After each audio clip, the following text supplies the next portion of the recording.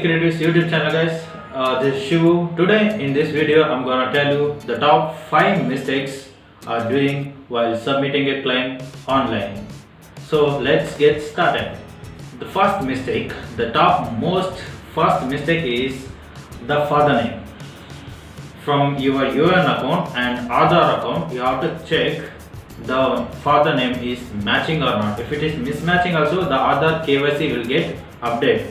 But when you submit and after processing a claim, the EPFO official, they will check. If they found the mismatch, they will reject. This is the common top 1 mistake without knowing, without checking, the most people are doing. So many of the subscribers commenting that after rejecting a claim, so that time I came to know that without checking those details they are applying. And the number 2 is bank details. The bank details, like starting with zeros, you should not update the bank account. Why? Because the EPFO database will take the starting zeros, it will take X like that. So it will take the only numbers which will start from beginning. It will ignore the zeros in the beginning.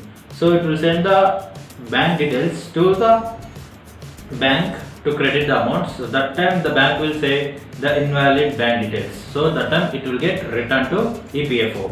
So after returning the PF amount from bank to EPFO, so PF office, you have to visit the PF office along with your bank details. So don't make correction before visiting the PF office. Just take whatever the bank details you have given to UAN account. So take that and submit there. They will give you the reissue form. Take that, fill it and submit there. Within 2 to 3 working days, you will get credited into your bank account.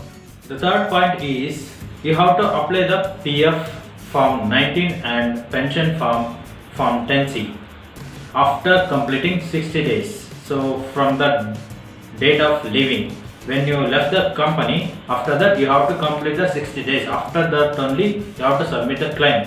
Otherwise there will be chances of rejecting of claim.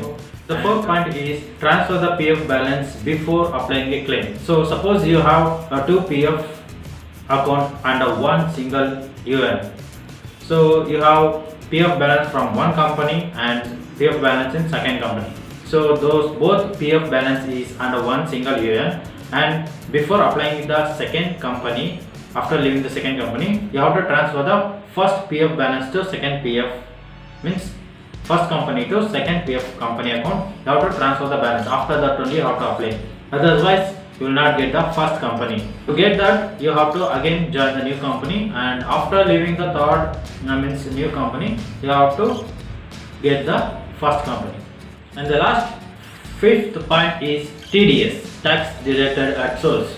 So suppose if you have more than 50,000 and less than 5 years of service, that time you will going to charge the TDS deduction. So the charges will be like without PAN up to 34%, with PAN 10%, with PAN plus Form 15G and Form 15H, you will not going to deduct any tax. So Form 15G is used an individual for the non-income taxable. So his income is not taxable. So below 60 age. So after 60 age, those people have to submit the Form 15H. If you like the video, hit the like button and please share this video if you find that useful. For the future updated videos, please subscribe the channel. Thanks for watching. Have a nice day. Bye bye.